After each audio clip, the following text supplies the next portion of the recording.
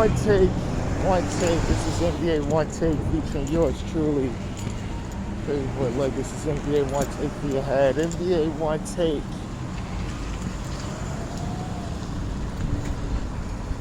For your brain.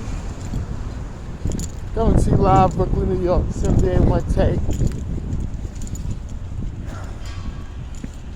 April 11th, 2022.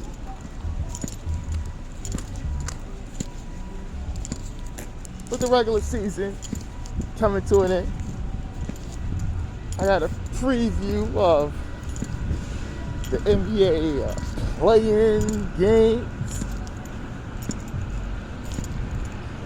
and the first matchup I got to talk about. Now, NBA play-in is one win, you out. One win, you out.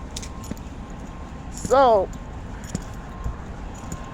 the first game we got to talk about is Cleveland Cavaliers versus hometown team Brooklyn Nets in the 7-8 matchup. And I gotta go with Brooklyn on this one. I feel KD and Kyrie Irving, that dynamic duo, is gonna be a little too much for the Cavs. Even though the Cavs do got the big men and try to play inside one of the Nets' weakness, but I think the perimeter play is going to be it's going to be what the detriment of the Cavs is going to be in this just one game.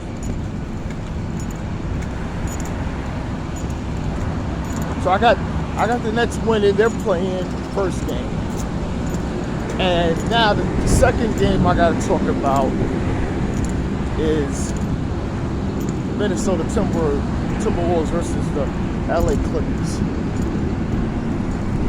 It's a 7 versus 8 match.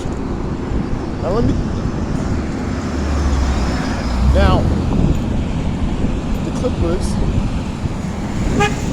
got Paul George back.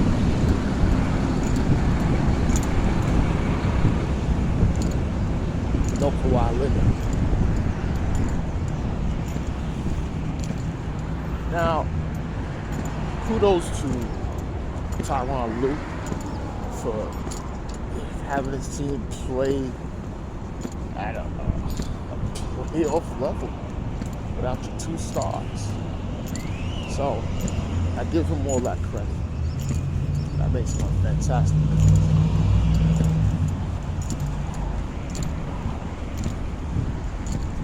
Chris Finch, even though I have issues, he got the job.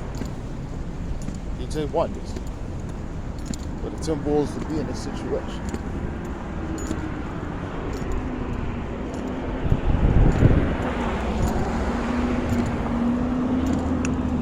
And Karl Anthony Towns, Anthony Edwards, D'Angelo Russell, Pat Beverly, and the rest of those guys on that team are playing good all season. But I got the Clippers winning. I got the Clippers escaping this game and beating it. And I think not an experience thing. I think the Clippers know who they are, even when Paul George is coming back in. So, I got Paul George playing well, and I got the Clippers winning this game, because I think in a one-game situation, I think Tyronn Lue is one of the best coaches when it comes to that. You know? And I got the Clippers winning.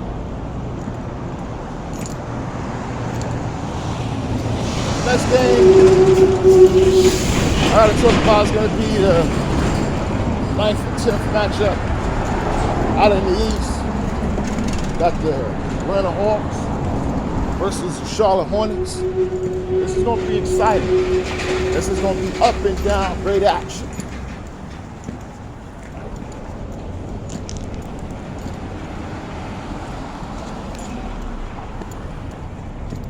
As much as Ice Tray, I feel that he can do it. I think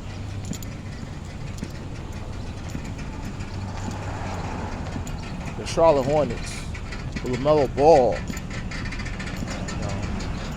Terry Rozier, Gordon Hayward would be out another 2 weeks. But I think, and Miles Bridges, I think those guys are going to be able to get it done.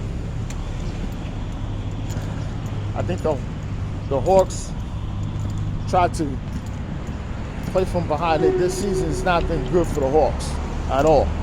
Not after last year's surprising conference finals appearance, actually going to Game 7. And you think that their trajectory would be upward, but it went totally downward. And I think them losing is going to have them do some heavy, and I mean heavy, rebuilding this team next year. And the last one I got to talk about is going to be the San Antonio Spurs versus the New Orleans Pelicans. Now, you can see, though, both those teams took out my Lakers, canceled our playing dreams.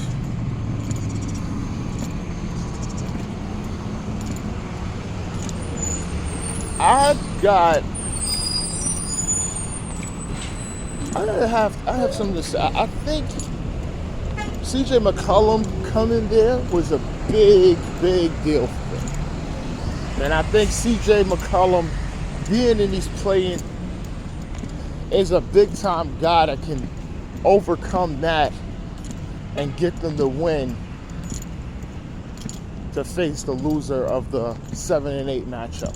I think CJ McCollum is that good. And I got a feeling that they're gonna be able to beat the Spurs. And I like DeJounte Murray, Coach Pop, and those guys, but I think CJ McCollum he's big time. And you got Brandon Ingram, Jackson Hayes, and those guys. No Zion, still. And don't go by pictures y'all seeing of him and Ja Morant together. Listen, I don't know until I see it for myself, because I hate pictures. I want to see videos. You know what I'm saying? And I don't know. I said the boy likes to eat. But he wants to play too. That's the thing too. I haven't even brought that up.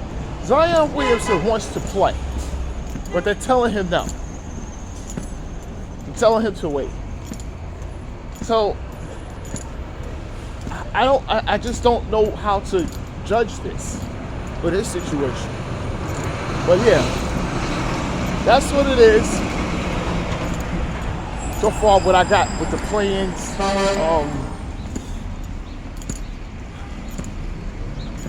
Just remember, 7 and 8 matchup.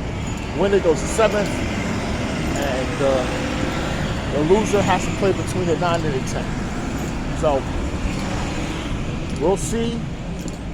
But like I said, the play-in tournament is here. NBA playoffs will be happening this weekend coming up, and I got one more thing. Winningtime.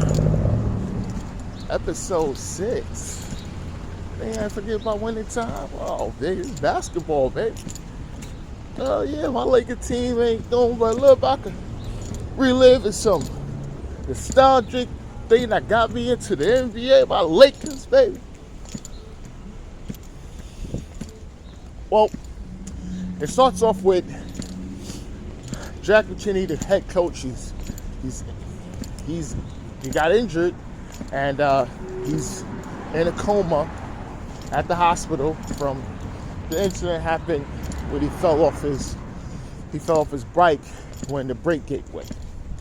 So now, Paul Westhead, assistant coach, best friend, he's scrambling all over. He's actually losing himself. Jerry West is trying to pump him up, let him know that he got to be the head coach. Also, we see Dr. Buss trying to figure things out financially because the bank is coming for him, and it's the Great Western Bank. Yeah. Just see where this is leading towards. If you know your basketball or know any, yes, it's leading towards something. So they compromise, get some kind of deal and extension together. Magic Johnson, interesting. Yeah, we see a cameo with Jack Nicholson but just to get to Magic Johnson, gets a new advisor from his little girl thing there with him. She gets a father to come in. He's getting pictures for sneakers, for Adidas, Reeboks, Converse, Puma, and all the numbers kind of always look the same, what they standard give players. But they had to throw that little tidbit of Phil Knight, which is documented. Phil Knight did come up to Magic Johnson about coming in to Nike. Now, Nike at the time was not damn near non-existent, especially if you're talking about 1979. I think when Nike came into existence, damn near I think that same year or a year before, prior to that, or 2 years, 1970, something. I don't know. But so we got Phil Knight gave Magic the same pitch he gave Jordan, and that is actually the funny thing about all this, right?